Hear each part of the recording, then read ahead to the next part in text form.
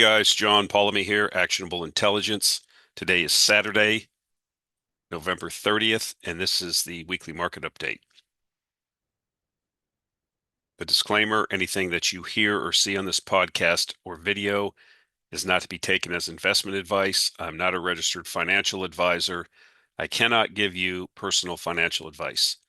Please do your own due diligence. It's your money. It's your responsibility. Okay, so I wanted to start here. This is U.S. credit card receivables that are 90 days overdue. And the reason I put this up here is because it's kind of something we've been following because I think it's a reflection of the bifurcated economy we have here in the U.S. We have a situation where, as I've said many times before, we have about half the population, or a little bit more probably, that because of the inflation we've had, because of the stagnant wage growth, really hasn't seen prosperity, right? So when the government money ran out from the pandemic stimulus, people wanted to maintain their spending habits, their lifestyles, and so they reverted to credit cards. And now what we're seeing is uh, the inability to pay. And so I've actually identified a company that I think I may be adding to the portfolio. I think that is taking advantage of this. But this, going back to the original comment, this is not positive. This isn't the best economy ever. Again, you can run on debt and printed money for some period of time, but at some point the money has to be paid, whether that's at the individual level or at the company level or at the government level, or there's consequences. And so this is one of the consequences for the U.S., right? We talked about Money Fest 2024. We talked about how many countries around the world, most central banks around the world, are now in a rate cutting phase. That's happening. That should, in general, lead to more money printing, more liquidity, likelihood of stimulation of economic activity, which results in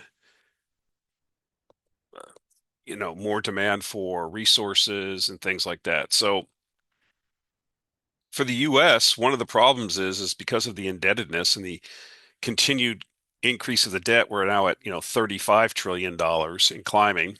Um, One of the things is you have to refinance that debt because it's not being paid back. And so next year, the Treasury has $7 trillion in debt to refinance. And this is happening in the context of interest rates that, although the Fed is cutting short-term rates, longer-term rates are going higher, or have been. And so this becomes more complicated, right? And so how do you do that? And so, are we looking at a situation where they're just going to continue, as I believe as Luke Gromen said, just run the Treasury and this funding of the government like a payday loan scheme, the short-term Treasury bills, and keep rolling it and hoping they can get rates down? Or are they going to try to go further out on the curve? And if they do, is there demand for this Treasury debt? So something to keep in mind, right? Because inevitably, I think the level of debt we had inevitably leads to monetization. It's just that simple. Does that mean it happens next year? I don't know. But next year is the big year. And then you can see how it tapers off, the refunding tapers off. But remember, it's not just refinancing the existing debt, you're adding to the debt every year, right? We continue to run deficits and accumulate more debt. And then, we also talked about in the past this whole situation around the baby boomers and entitlement spending.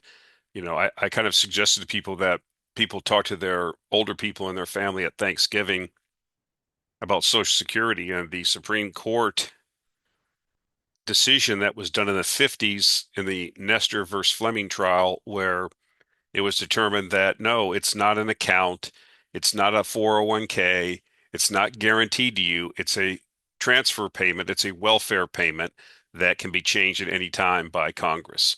And so if you tell people that, they get very upset because and emotional because a lot of people have not planned for their retirement and are relying on Social Security only. And there's going to be a lot of changes going forward to a lot of things. And these entitlement programs in the West are something that are going to change radically over the coming years because they simply can't be paid. I think there will be an effort by the government to pay them with by printing money, but that only works for so long. That inevitably leads to a weakening currency. So, there's a lot of positive vibes now because Mr. Trump won, and he's going to do this, he's going to do that, but it's almost to the point where unless you do something as radical as what Javier Milei did in Argentina, can you turn this thing around? I mean, I think I heard the Treasury Secretary say something that I've heard Newt Gingrich say for, many years. We can grow our way out of this, but does the math actually work? Can you actually deregulate the economy? Can you actually stimulate the economy? Can you create a situation where the U.S. could, in fact, grow its way out of this debt thing? And I think the math is just against you now. The opportunity to do that was 25 or 30 years ago. I don't think it exists now. The other thing that you'll hear many people say, this is, I'd like to point this out, is well, if the rich people pay their fair share, we wouldn't have this problem. The rich already pay most of the taxes. As you can see, I'm not going to go too far into this because everybody should know this except for the people that are ignorant.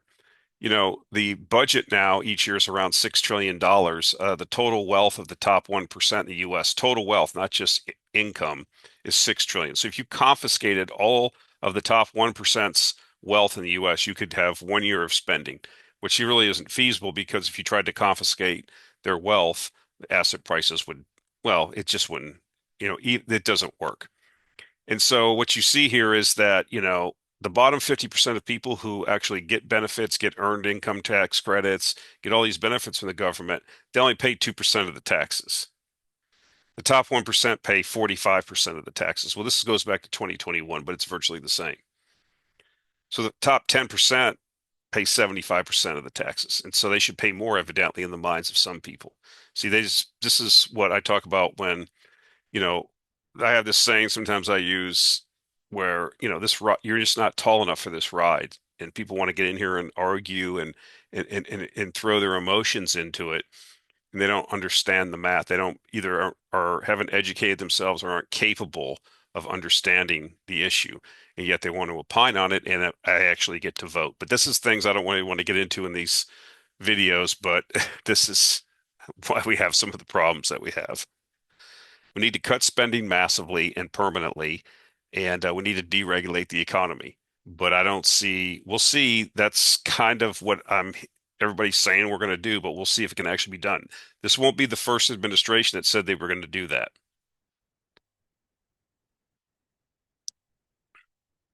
So you wonder sometimes if they ring a bell at the top. Individual investors, retail investors, the shoe clerks, the schlubs. Individual investors surveyed are the least worried about a stock market crash since 2006.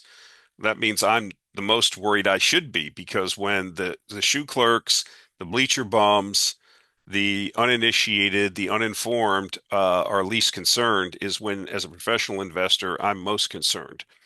They always get it wrong. They're always wrong at the tops and bottoms. So something to watch. Another indicator I give you that, hey, sentiment. We're at, back to times of 2006, right before the previous great financial crisis. So they can get more bullish, but who is not in the market? Who's left to buy? Who isn't? Who doesn't? Who isn't in the market all the way? And so I think a lot of it is, as long as this passive investment schemes keep going, as long as the market moves higher, that draws more 401k, IRA money into the market, this will continue. So I don't doubt that. So could things get even stupider going forward? Absolutely. But when this flywheel reverses, I think it's going to be catastrophic for these people that are passive investors, especially the retail people.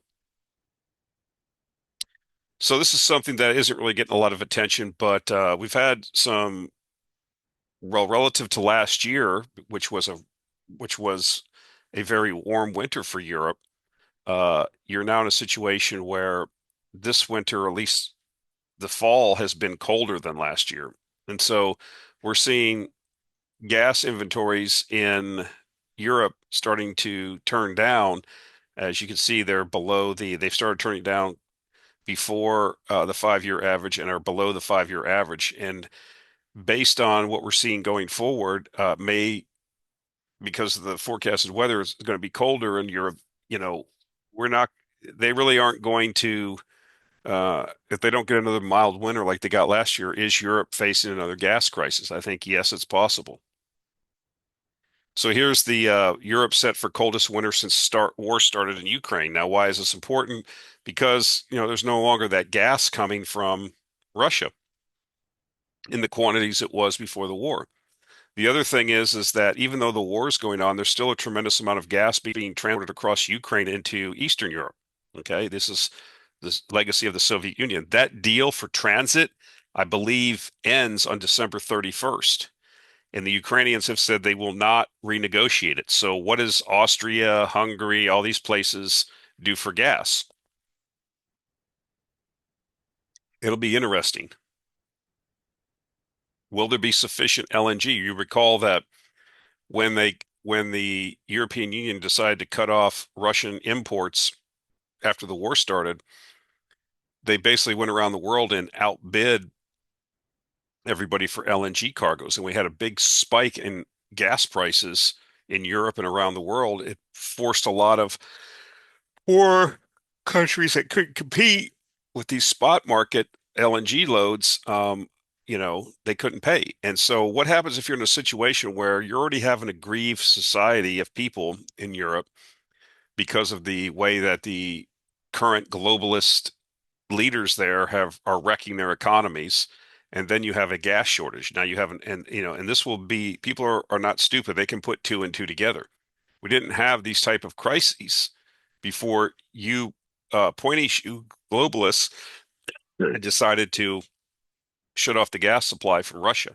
Now it was all fine and good, and everybody was moral and virtue signaling when they did it, but reality is reality, and it's not just freezing in your apartment. Industry has been decimated, particularly in Germany, which we've talked about before, and we'll talk about some more. So again, EU hopes for a mild winter. Here's your drawdowns already in this um, European natural gas storage. You see, it's down big time already. So this is a change in storage each year between October 1st and November 26th. That's the time frame I'm talking about. So if this continues, it's going to be a problem. This is pretty, you see, the last 2 years, they actually had builds, okay, in gas um, storage. Now we have like almost a record amount of withdrawals for this period. So, going forward, the base case that you're basing this on was a warm winter last year. Eventually, weather is going to weather. And so if you have a warm winter, then you're likely to have a cold winter, or vice versa, right? That it was kind of an odds thing. You see the price of natural gas, the Dutch TTF, since March has been climbing. It's basically almost doubled. And so we're not hearing this in the news. Nobody's talking about this. So we'll have to see what happens. Um, Again, the Europeans got lucky the last year. Let's see if lucky again this year. It's really not a way to run your society based on luck.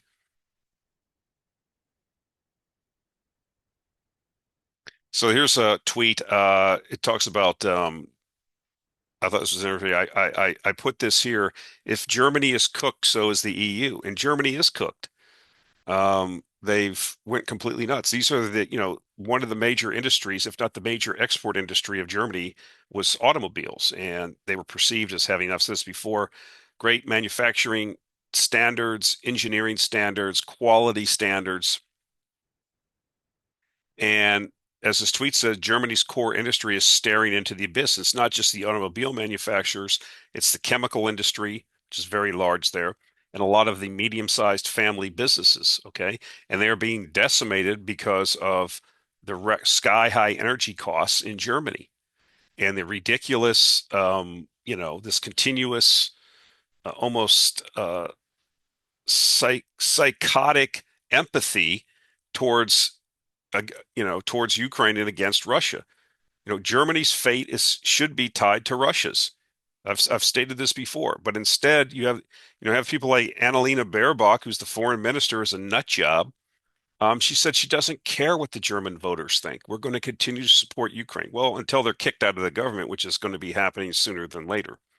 But Frederick Merz, who seems to be the CSU CDU coalition candidate, he says he's going to continue supporting Russia, or supporting Ukraine. So, and this is what you have. VW profits down by 64%. Audi profits slumped 91%. BMW profits slumped by 84%.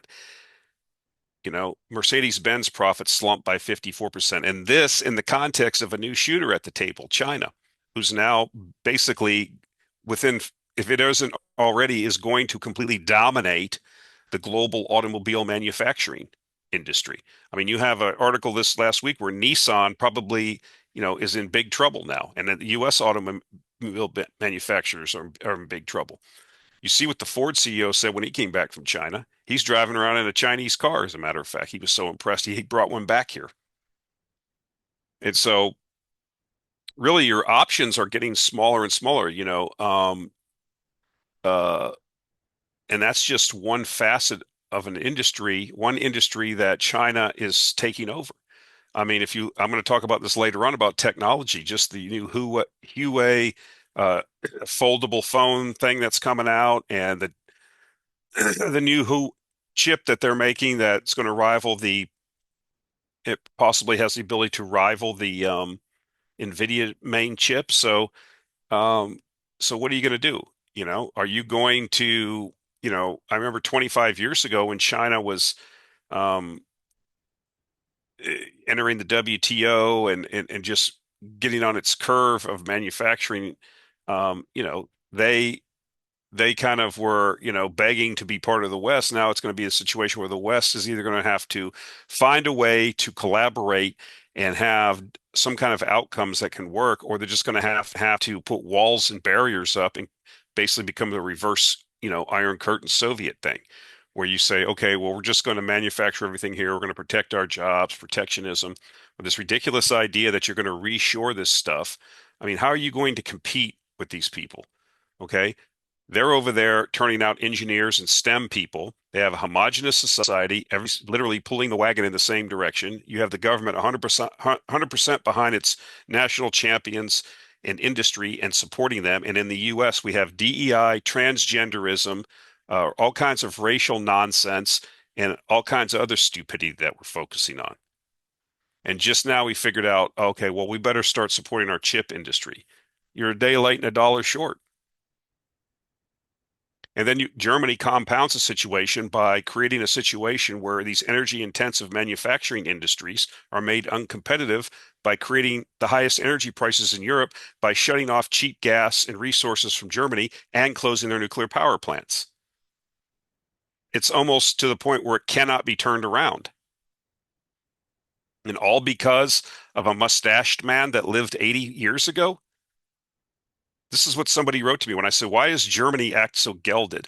Well, we had this guy, and I can't mention him because of the YouTube algorithm. And basically, I, I, I and the rest of the world, Germany, give you permission to reemerge, okay, into the great world society that you should and could be and were, okay? But I guess not. I guess we're just going to stay cucked and not have children and invite a bunch of North Africans and Turks in and basically geld our own industries. I guess what you're going to do. And then it gets to a point where you won't be able to turn around because that Chinese shark, that great white, it's kind of like that guy said in Jaws. All this thing does is look for industries to take over, create manufacturing, and you know, it swims around, finds things to eat, and makes more baby sharks. That's it. It ain't stopping for nothing. And you can put up all the trade barriers you want. You can go all over Latin America, you can go into Russia, you can go all over the world, and you'll see these BYD and other Chinese cars everywhere. Okay? You'll see more and more people are going to turn their back on, things that are as they become China becomes more competitive technology wise, the things are going to be cheaper. People want value for cheap. That's it. And will the US be able to compete? Forget about Europe. They're already uncompetitive. They've been uncompetitive. Will the US become uncompetitive? Well, if we continue to focus on nonsense instead of, real world deals, then I would say so. So this is part of the problem, right? We just finished two big nuclear power plants. They were over budget and they were late. They're running spectacularly right now, based on what I've seen in the news. And so we should be having a crash course like the kind of the moon thing, right? Trump should give a speech and said we're going to build 100 reactors in 10 years. China's building all kinds of, I have like 50 reactors under construction right now or planned to be constructed. I don't, there's none on our boards. We're going to, try to turn some on that have been shut down. And what's interesting is again, we don't want to be part, for some reason, of cooperation in the world. We created a situation where we import a lot of our enriched uranium from Russia, didn't invest, didn't think about it. Okay, then all of a sudden, let our uranium mining, as this chart shows, atrophy. At one point, this chart doesn't show it, but in 1982, the United States mined 42 million pounds of uranium. You can see here to the right of the chart, here's 2019, 2020, 21, 22, 23, hardly anything. Not even 1 million pounds has been mined each year. And nuclear power supplies 19% of our base load electricity in the United States. And the Russians just said, we're not going to sell you any more enriched uranium. And oh, by the way, you don't have enough enrichment capacity to enrich your own uranium. So now what do we do? All for two Eastern Russian speaking Ukrainian provinces that most people in the United States have never heard of before until CNN told them about it? Is it worth it? So where's the crash course? Are we going to get out of this? Even if you know, what I find amazing is that, people are like, you run into the situation where every single brownfield mine restart is having problems. Okay. It's the same problems. Lack of personnel. Okay. All kinds of things. Lack of equipment, lack of machines, lack of expertise. Back in 1982 in the heyday, that was 42 years ago. So if guys that were working in their late 20s or early 30s, they're long gone. Again, how many competent uranium mining teams are out there? How many old hats are still out there? Very few teams.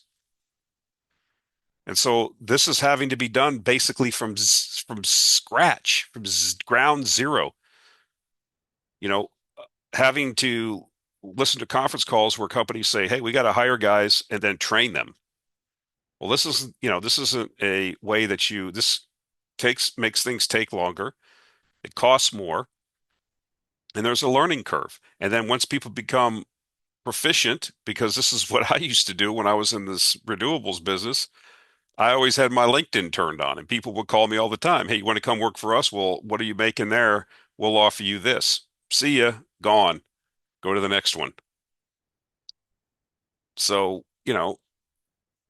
saying, would we ever even be able to get back up to 5 million pounds a year? I mean, I think we would be, but how long is it going to take and how much money is it going to take? In the meantime, what do we do? And what about the ability to enrich uranium? And if we're going to build all these nuclear power plants, like Jennifer Granholm said, we need to build, 198 more of these when she was at Plant Vogtle. Okay. Well, what time frame is that going to happen in 1,000 years? I mean, this is something that needs to happen over the next 25 years. And so this is what we need to be focusing on. I've said this before, and I don't say this to be biased, even before everybody else was even talking about uranium, that we needed to have a kind of a, uh, interstate highway system type Eisenhower initiative for nuclear power. It solves a lot of problems for us, and the spillover benefits are tremendous. So we'll see, but this is why I remain bullish on uranium. Uranium, not uranium junior miners, uranium. Okay, this is why the uranium price is going to go higher inevitably. Okay, there simply isn't going to be enough, and the rest of the world got clued into this. So, there was another article I think last week where I saw that you can basically see that Kazatompром's production has basically moved to the east. Okay, it's going to be going to China and Russia and these places. Okay, slowly but surely. I remember 2 years ago maybe where the big bear case was that Kazatomprom was going to ramp up production so much and dump so much uranium on the market it was going to crash the price. You remember that? So I think you have to be in this market, but I think you have to be very selective in what you own.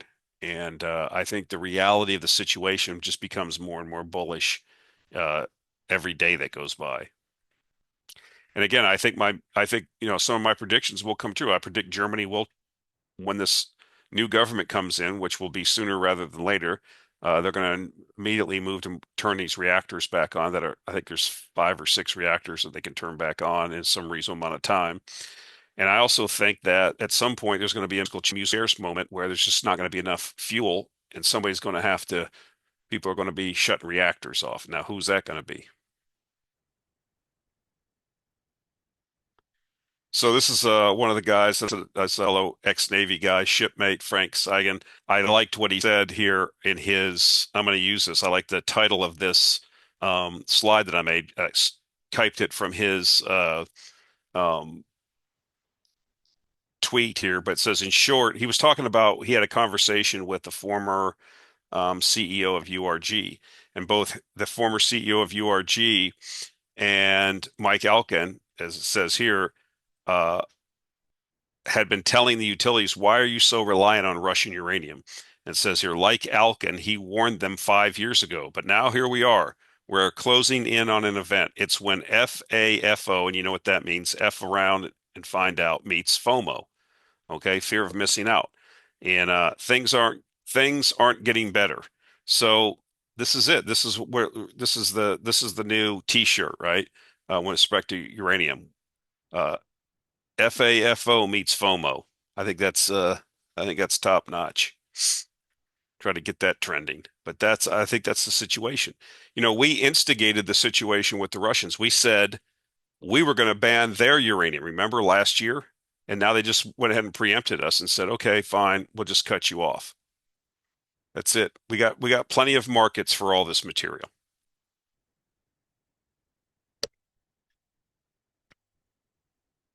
So one of the reasons why I'm bullish on Asia, why I believe the this century is the Asian century, not just China, but all of Asia, um, is this continued increase in disposable income and more hundreds of millions of people becoming part of the consumer middle class. And I think it's unstoppable. I think it's going to continue. And I mean, you see what's happening here. And this is basically a chart that says Asia, number of households with annual disposable income of between 3,000 and 25,000 in 2019 prices. See, India continues to expand. They even have these other countries on here that have huge populations. There's 200 million people in Pakistan, 200 million in Indonesia. I don't exactly know the population of the Philippines. They have other here. That's Malaysia, Sri Lanka, Thailand, and Vietnam. So that's happening. So this is what's going to be driving things. This is why you have to be focused on Asia. Again, as Jim Rogers said in one of his books, the place to be in 1800 was London. The place to be in 1900 was New York. The place to be in 2000 was Singapore, Beijing, something like that. So Shanghai. So that's where things are happening. That's where the populations are. That's where the demographics are. That's where the work ethic is. That's where things are happening. And I think you got to be invested in it or at least be thinking about it and have it find ways to take part in what's going to be a mega trend. or is and has been and will continue to be. So I wanted to bring this up. Robot density. People say, well, the populations in China are collapsing and what are they going to do and blah, blah, blah. Well, what are they going to do? This is the robot density in manufacturing as of last year. This is the amount of robots installed per 10,000 employees. You see that China's third, 470 robots per 10,000. You see who's number one, South Korea with 1,000 robots per 10,000 employees, and Singapore with 770. I think you see Germany is close behind China, but where's the US at? Oh, here they are, 295. So, um, I think it's more impressive when you see China because you say, okay, well, South Korea is blowing their doors off. Yeah, but South Korea is probably the size of just one province of China. And Singapore, forget about it. So these are a little bit skewed because they have smaller enterprises relative to the size of the economy as China. China has like 1.4 billion people. Okay. And so, but I think this is where we're going, right? Here's the North American average is 197, Asia's 182, but you see a lot of the Asian countries, and they use 219, but there's just not going to be the at least in Western Europe, the impetus is just not going to be competitive because if you have cheap energy, because energy is so important as such an input, you have to have cheap energy, or at least relative to your competitors, to give you the ability to compete. And if you have high energy costs, like in Germany, you see what that results in. Place is just uncompetitive.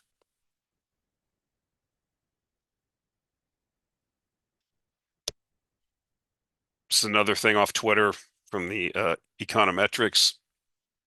China is buying gold and getting out of U.S. bonds. We've been talking about that, but I think this is a good visual.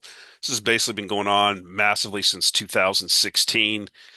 It's just a slow runoff. That's all they're going to do. Just run it off over time. It says over the past 10 years, China has been steadily reducing its holdings of U.S. Treasury bonds by about 40% from its peak. And over the last couple of years, the People's Bank of China has also been acquiring gold at a fast pace. This is a clear diversification strategy away from the US dollar. But so far, China isn't getting into Bitcoin. Well, we'll see what happens with that. Again, where's China putting their money? Not Bitcoin, not US Treasuries, gold.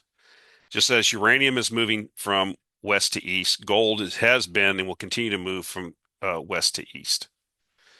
As gold gets remonetized and becomes more and more of a reserve asset, replacing the U.S. Treasury securities of a bankrupt country. The United States is bankrupt.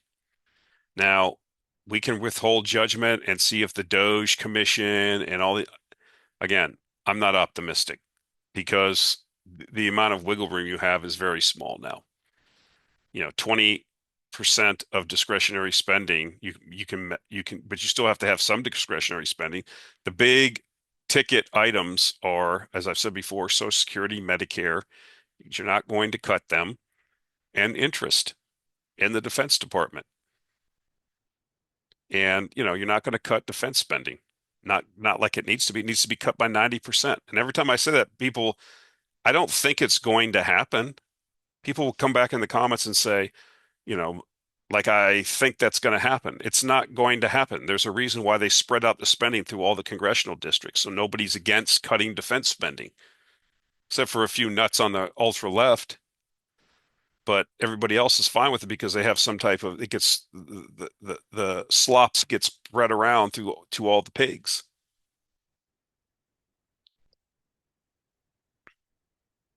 So there's this big thing about oil demand in China, right? Because LNG vehicles and all this. But here's an interesting comment from the oil trader Vital comments on Chinese oil demand. This is from a recent commentary they had. It says there has been a lot of focus in the past few months on the economic slowdown in China and the impact this might have on oil demand. Notwithstanding the headlines, the demand growth trend of imports plus domestic crude production looks similar to the slope before COVID. So basically, you're back on, what was originally the upward slope that you had before COVID. Goes on to say it's been weak in the last couple of months, but that is just volatility. The trend is the same. What has changed is the composition of that demand. It is very clear when you break it down that peak transport fuel has been reached in China. Okay, well, because of EVs and LNG trucks and all that.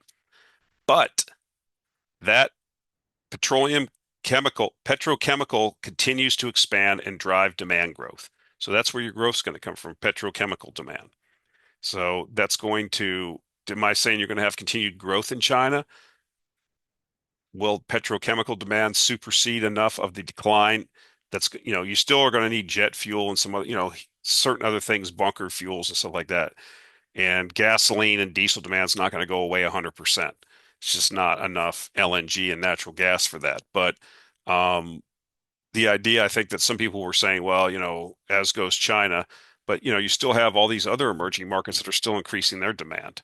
So again, it remains to be seen uh, what's going to happen. But it sounds like, it's kind of like that cut from that new show Landman when Billy Bob Thornton is out there at some wind farm with I never watched the show, so I just saw this clip, but I thought it was great when he was just railing on, renewables and why we use oil. Okay, he says it's just about in everything. He just goes down this list, says it's in everything. So that's true. So here's the charts. There's Chinese oil demand. You see this is up till COVID. Then it kind of dropped off. Now we're back on the pre-COVID. This is what they're talking about. We're back on this pre-COVID demand. Here's the net petroleum imports plus crude production. Here's total demand.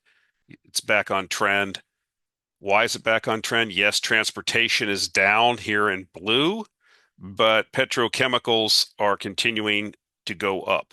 And so that's why you're still increasing demand in China. So the demise of oil demand has been greatly exaggerated. You have to remember something. The standard of living of most people in the world is nowhere near where ours is. And people want to have the same standard of living. And to look at everything in totality and say, well, if everybody wants to have their own house and everybody wants to have this and everybody wants to have that and all these things that go along with it, that go with, an increasing standard of living, the tremendous amounts of resources that are required to that happen are mind-boggling.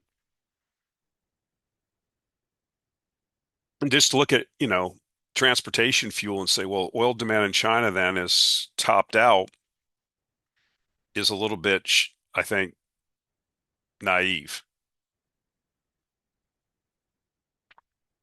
So I wanted to talk about this, revisit the Q3 2024 comments on China technology that were in the Horizon Kinetics Q3 commentary, which is free and available on their website. I suggest you look at it.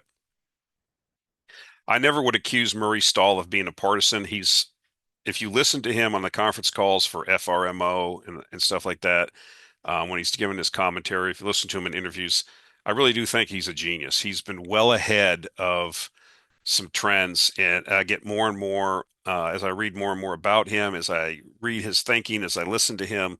I come away even more and more impressed about how forward thinking and how ahead of the curve he is in his thinking. It doesn't mean he's 100% right on everything. But I really do think if you take the time to look at it, you'll be very curious. Your curiosity will be very piqued. He's a really smart guy. And so one of the things he's been talking about, or him and his guys have been talking, people over there, is I think people really have underestimated what's going on with China. Everybody, again, we've talked about um, everybody knows about the property bubble. That's priced in, okay? Everybody knows, everybody already knows it's a so-called communist country. Is it really though? Everybody knows these things. What people aren't paying attention to is the fact that China is basically, as I said earlier, is taking over the global car industry if it hasn't already. Doesn't make junk cars. It makes quality stuff. It's not making just, novelty, vomit and dog poop, plastic novelties stuff, Minkman schnozzes. It is manufacturing high-tech stuff. They have a space program, okay? They're working on airplanes. They are doing all kinds of things, okay? And one of the things that these things are being ignored because there's a lot of bias and propaganda. The United States government and the people in the United States, and the media have an interest in denigrating China. Okay, I'm not saying that the leadership of China is great, and then somebody's going to at me in the comments, well, then move there. Well, there's a lot of people that live there that I get information from that are from the West and they love it.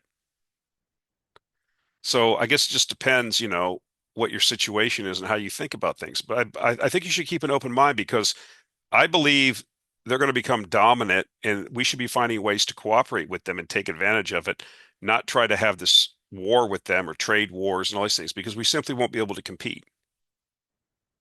They're attached to the Eurasian landmass. They have access to the resources. Everything's in their backyard. You're going to go this is the problem with the United States. This is what Zbigniew Brzezinski was talking about.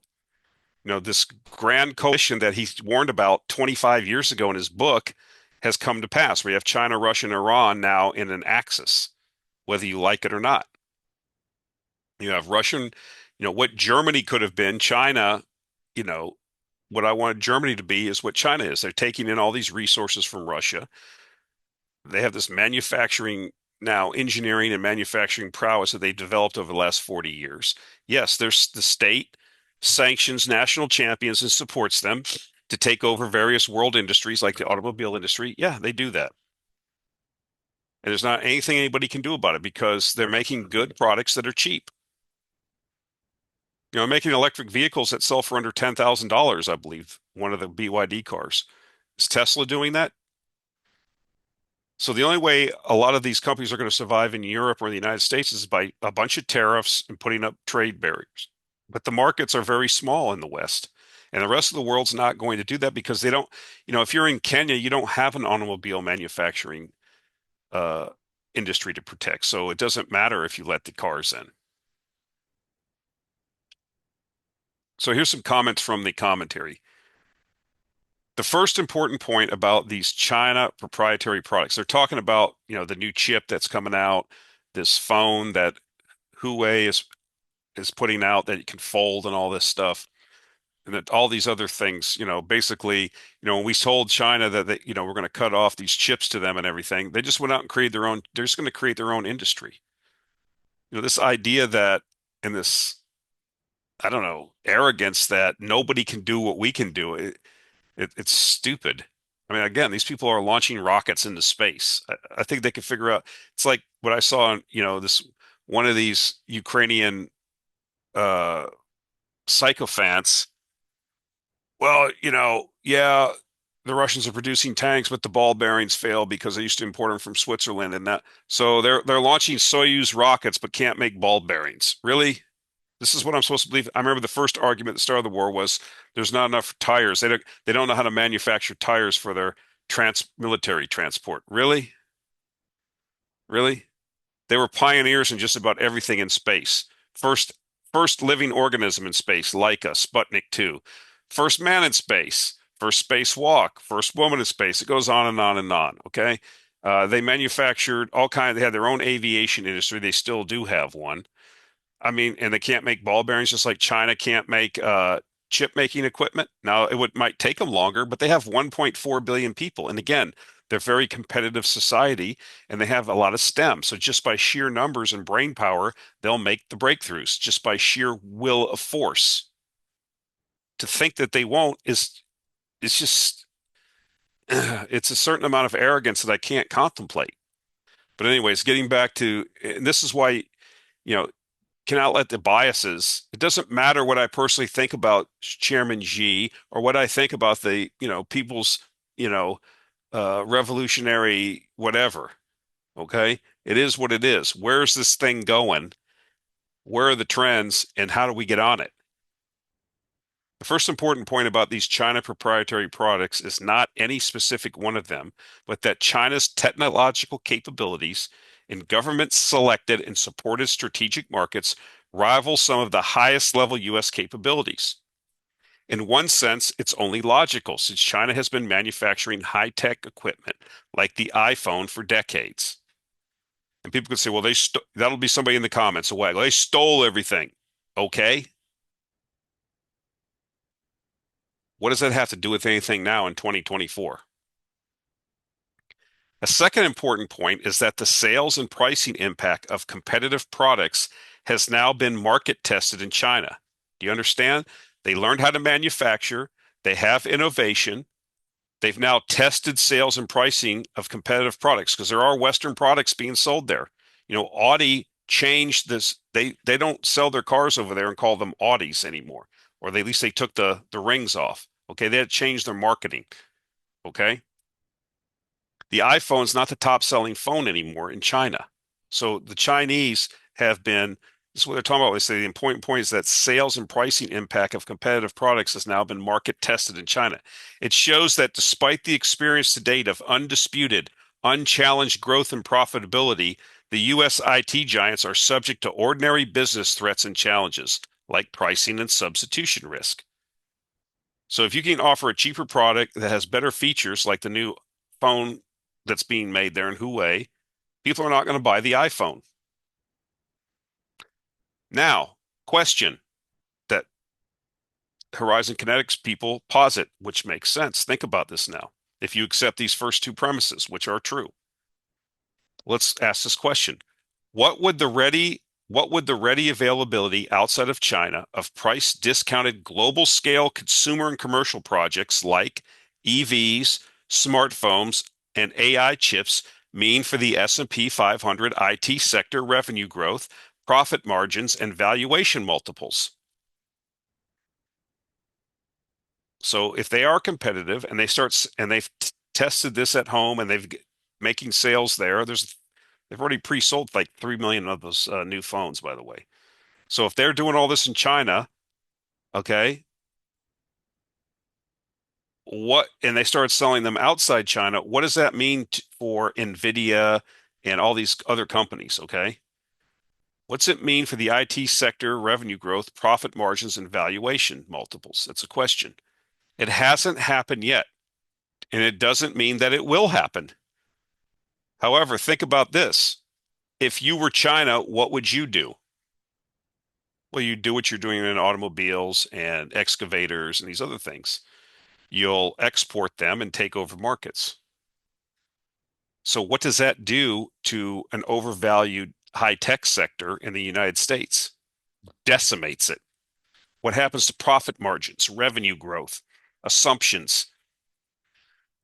Are you going to pay the are you going to pay the uh, premium that you're paying for an Nvidia if China has a company that can manufacture the same chip for cheaper and maybe even better?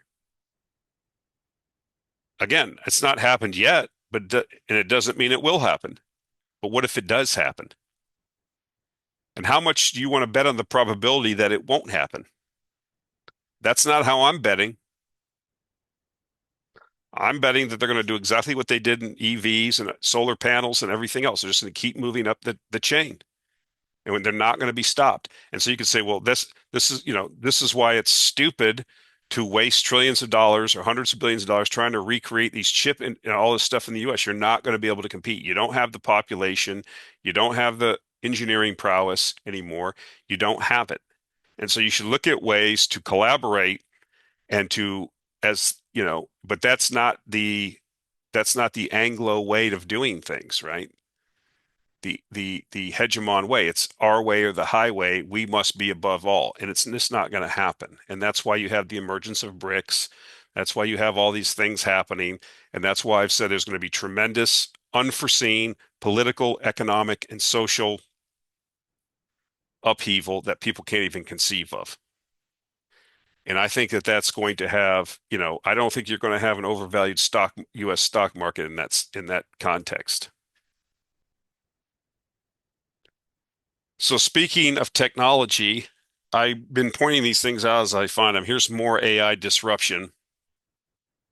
We talked about how television production in the studios for the television news and stuff basically just got outsourced to AI. And so here we have some more. Here's something from Reddit. It says employee monitoring software has gone off the deep end with AI. This person writes, had the pleasure of sitting through a sales pitch for a pretty big productivity monitoring software suite this morning. Here's the expected basics of what this application does.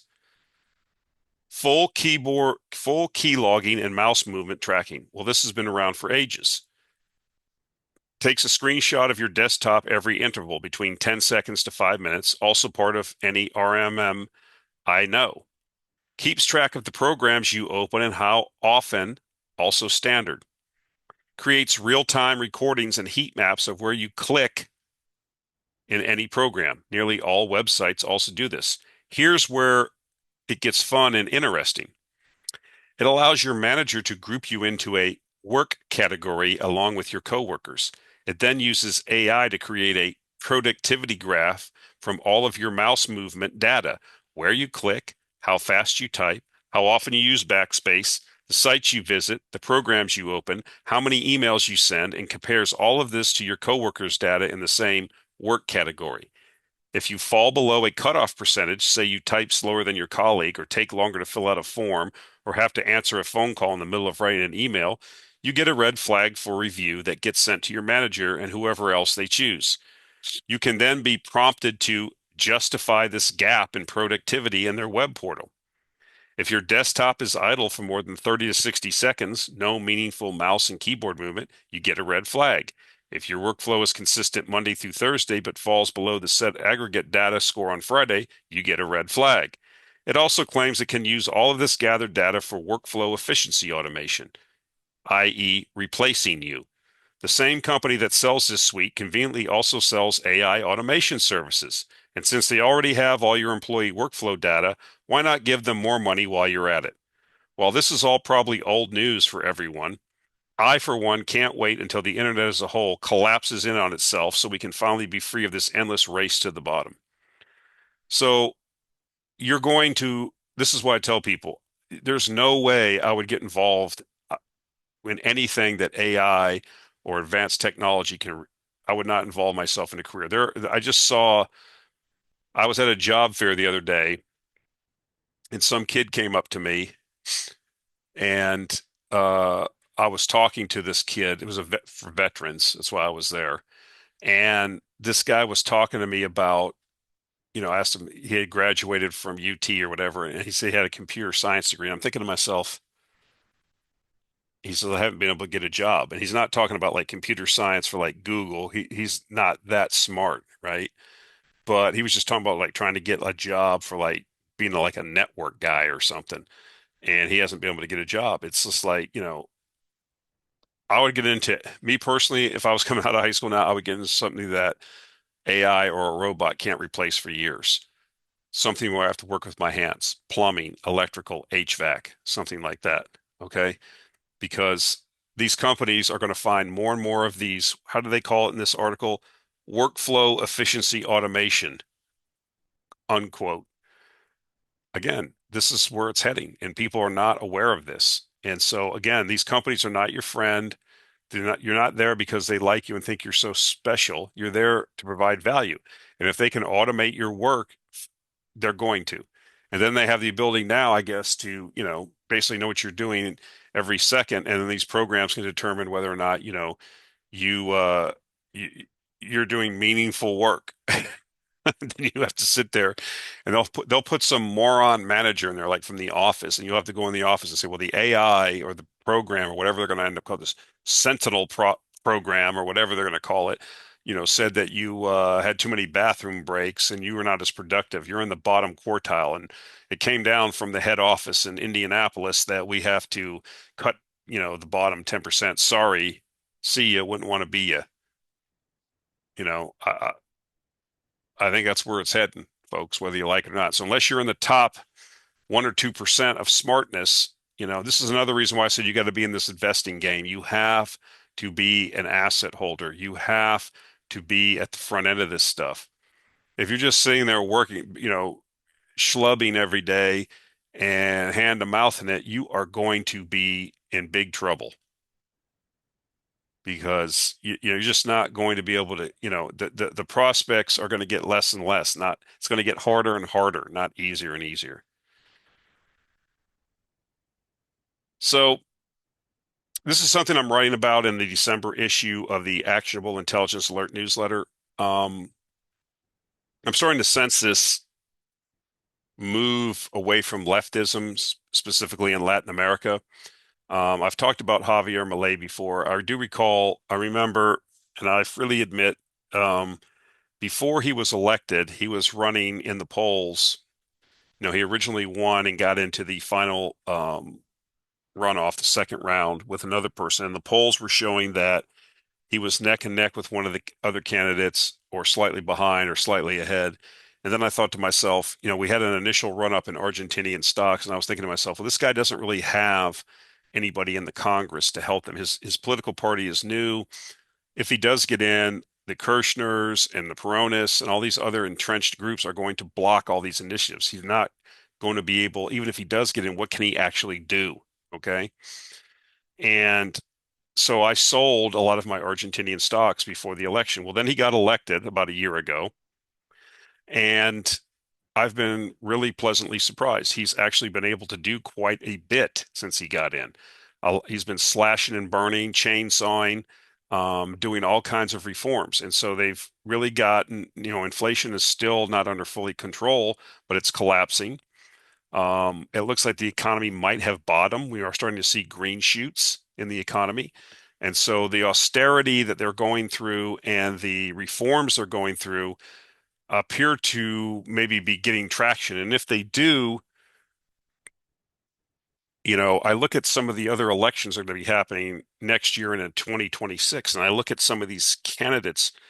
For example, you look at the Boric guy, who's the guy in Chile, he's got like a 25% approval rating. You look at the president of Peru, she has a 6% approval rating. You look at this Petro guy in Colombia, he has like a 20% or 25% approval rating. Okay, these are people are not going to get reelected. And what I'm saying is if we have, I have a situation with like Bukele in El Salvador. Crime is not as bad as it was in El Salvador in these countries, but it is bad, okay, in some of these countries, and it's a concern. And so you have these candidates that are doing things at the opposite end of the spectrum that said that couldn't be done. Okay. I mean, El Salvador went from the uh, one of the most dangerous places on earth to one of the safest places. And, people can live, they can breathe, they can finally, not be extorted and murdered and all this other stuff. Okay. And it's the same thing in Argentina. This guy comes along and have 70 or 80 years of nonsense, socialism, statism, all these things. This guy makes, you should listen to these videos. This guy, when he gets interviewed, does not care. He goes after the left. He hates them with a passion. Now, he has tempered his thing. He's become more pragmatic, but he has made tremendous strides in reducing the size of the state in Argentina. Now, the economy is in a recession, and more than half the population is below the poverty line, but people have had enough and they are willing to endure. And like I said, if this starts to get, you know, I saw some estimates that the economy in Argentina could grow 5 to 6% next year. If that happens, these other left-leaning, these people in Chile and in Colombia and in Peru and Brazil, they're going to look at Georgia and say, well, you see how they're prosperous, okay? You see what's happening there. Why are we voting for these clowns for these statist policies that keep us poor? And so I think there's a potential there. I'm writing about it. I've been really researching a lot of stocks there in Latin America. I've been adding to my personal portfolio. And I think there's a big change. It's like almost a place that like, is this going to be the catalyst finally? Okay. I don't know. I'm not saying it will be, but I think it has tremendous opportunity. I think the other thing is we're kind of missing the boat in our own hemisphere here because, the Chinese are talking about doing like in Nicaragua, this they've been talking about it for 10 years, but like a new type Panama Canal across. You saw the big port that they're building in Peru, and they're going to make this railroad across Latin America to the Atlantic side. That's what the Chinese are talking about. In the meantime, when the Chinese were down there talking about this port in Peru, Blinken was down there offering them some, $30 million in 1980s vintage diesel locomotives. I mean, talk about not getting it. Okay. And so that's part of that whole BRICS initiative, like mutual collaboration. Now, people say, well, these countries are being exploited. You don't understand. They get into debt traps. Okay. And so what we do is we allow NGOs to go in. We give the NGOs a bunch of money. They squander it and embezzle most of it, and nothing changes in these countries. At least if you build a port, the port is there. You build a railroad for the people, that the railroad's there. If you build power plants, the power plant is there. So anyway, I'm going to be writing more about this. I think it's important. I think it could be a sea change. I don't want to jump the gun too much and get too optimistic, but we'll have to see if Argentina takes off. And again, don't underestimate what oil wealth can do. Just as Milei came in there, the Vaca Muerta shale is really, the production is really increasing massively. And if you recall, during for example, when Margaret Thatcher was elected in the UK, this was right, it coincided, her time in office coincided when the North Sea oil and gas production basically was ramping up. And so she got the benefit of that. Same thing with the Alaskan oil here in the United States.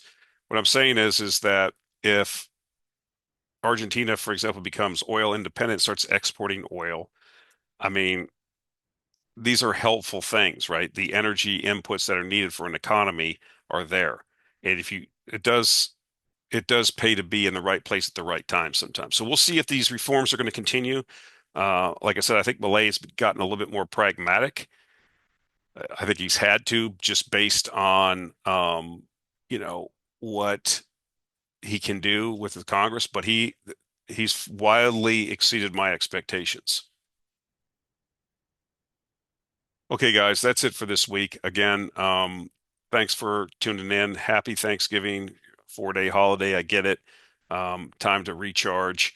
Appreciate the support, and we'll look to talk to you next week. Thank you.